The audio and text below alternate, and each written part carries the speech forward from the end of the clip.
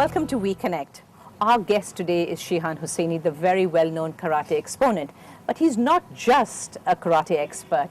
He's an artist, he's a sculptor, he's an expert in archery, and there's a host of other things that go along with this very versatile character. We're really happy to be able to get him into our show today. Shihan, thank you very much for being with us. So many tags you wear, so many hats you wear. So of all of these, which is the one that you like best? How would you like to be called? I like to be called a creator, a sculptor. You know, when I was in karate, I always used to sculpt the minds, the bodies, and muscles of youngsters. Well, I think God is the greatest of sculptors, and the least we could be is his assistant.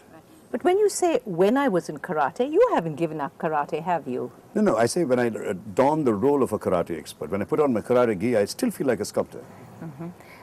I've seen a lot of your work over the years. A lot of it is very outstanding. But would you believe that you've got to where you really want to be as a sculptor? Not at all. The journey is very, very long, and I think I've just started. Whatever I've done is just about 1% of what I want to be. So I have a long life ahead, and the journey is, you keep on learning, you keep on improvising, you keep on... See, there are 1,001 ideas in the head. You work towards an idea, and then suddenly you decide, no, I want to do something else. Like the latest statue that I've done now, the statue of Mahavir and Narasimhan, the first freedom fighter of the country. I never really wanted to do it. You know, I got a commission, but when I started doing it, I really got carried away. I did a study of the warrior. I went down and wanted to do something very original, so I had to go down to Tirunelveli and find out, because the earlier two statues of Narasimhan are despicable comic creations, caricatures. The first statue, which is in the Yadava College in Madurai, it has been done on a woman's body. They've just taken a woman's body and put a mustache and given a sword in the hands like that, as if she's carrying a tray. That's not artistic license. Forget it. It's a degrading the memory of such a great warrior. Right, but when somebody talks to a person like you, can I actually accuse you of not being, concentrating on any one thing? You're here today, you're there tomorrow, you're in very different places, doing different things all the time. So, Jen, a diamond has various sides. You cannot be a diamond unless and until you have various sides. So I strongly believe that every human being has several sides, several hidden sides, several exposed sides. They need to really delve deep inside. We have just one lifetime. And I don't want to be relegated to my memory just as a karate expert or so-and-so. I want to live life and I want to enjoy life. But you have carved a niche for yourself in Ishinryu karate, 8th dan, black belt. I mean, this is something really, really fantastic in our country. And I know that you've been all over the world performing and taking your teams. So isn't that something you would like to excel in even more? Do you find the time for so many things? Jen, what more after karate? Tell me, I've got an 8th degree black belt. I can't get a 9th dan until I have 9 more years to go. And I have done almost everything virtually possible in the karate world, conducting tournaments, winning prizes, doing world records, teaching all kinds of people, the visually impaired, nuns, you name it, the army people, and there's nothing much. Creatively, I believe that karate is a way of life. Karate is like breathing, karate is like eating, and there must be something very creative. I'm now looking at, I'm researching on Indian native martial arts. Tamil Nadu does not have a martial art, unarmed martial art of its own.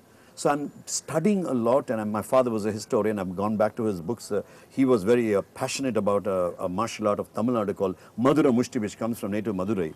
And so now I want to do something, that's my next logical end in martial arts. I would like to invent, I would like to bring together a form of Tamil martial arts, which would be called Tamil Adi or right. Something like that. So you've also got thousands of students around this country, Shihan Seg. Is this something that you're going to continue doing for the rest of your life, teaching? Jen, I can't, you're talking about the rest of our life. What is life? As long as I live, is that my life? No. Well, to me it is. No, I would not believe. I have a concrete plan for my Ishinryu association in this country for the next 5,000 years.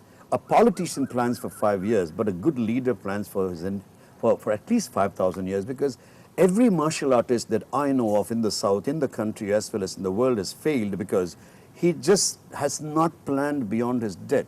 Who is going to conduct gradings? Who is going to continue the thing? How are the dojos going to be handled? So I have created a kind of a plan whereby Succession much after, in a way. yes, much after I die, this entire thing is going to continue. The authentic training of Ishender is going to continue.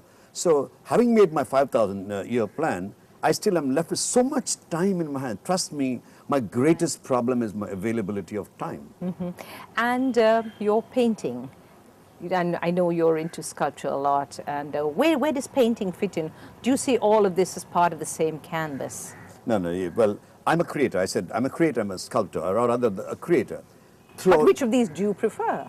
I'm a creator, Jen, and if it's all different media, painting is just another form of expression.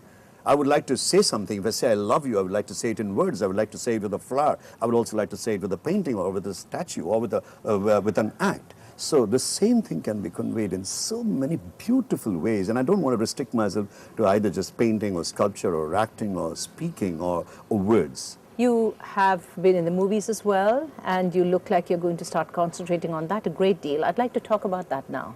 Jen, it's a tragedy. My foray into movies has been a big tragic comedy. Why? You know, Why because, do you say that? I came to Chennai to become an actor. That was my one mission that I wanted to come in. And I realized that unless and until you are promoted by, launched by a big director like Balachandra or Bharati Raja, you're not going to stand anywhere.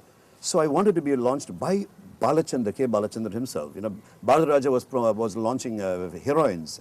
Today you call them actors, both of them actors. But then, and Balachandra was launching heroes like Kamal Haasan, Rajinikanth. And so I wanted to act in this movie, and I did understand that when I went down to his place, there were hundreds of people waiting to see him, and all aspiring to get into it. Yes, and such handsome-looking guys. And I used to have a beard. I was very lanky and with sunken cheeks and dark circles around my eyes, and I thought that I would never stand a chance. So I hit upon a novel idea. Went back to my cousin's place, took up the phone, and gave a call to his office, and I said that I'm a sculptor. I knew nothing about sculpture at that time. That's a lie then. Yeah, it's not a lie, it's an act. It's an act. I told him I'm a sculptor and I'm doing a series of statues on directors. He called me immediately and he gave me an interview, and I said that I'd like to do your statue because you're such a great director, and when you are no more, people must cherish your memories. He was taken aback and said, hey, let's do it. I thought he would give me at least some time because he was so busy, and I never expected him to make me start the very next day. Yes, but you know, Shihan Hussaini, that if he's listening to us today, he's going to be wondering, and he's going to be wondering why you did what you did, you know? No, he did not just wonder. He launched me. I did his statue, and when I went to him and said that I wanted to act in movies, the first question, at that time he launched me as the main villain in the movie called Punahe Manan. It was a great star cast, Kamal Haasan, Revati. And at that time, I told him, sir, you have to remember one thing, that I came out to you and acted out as a sculptor. Right. Shihan Hussaini, I'm going to ask you to hold on because we're going to take a very short break. We'll be right back with you here on We Connect, so don't go anywhere. Stay right there with us.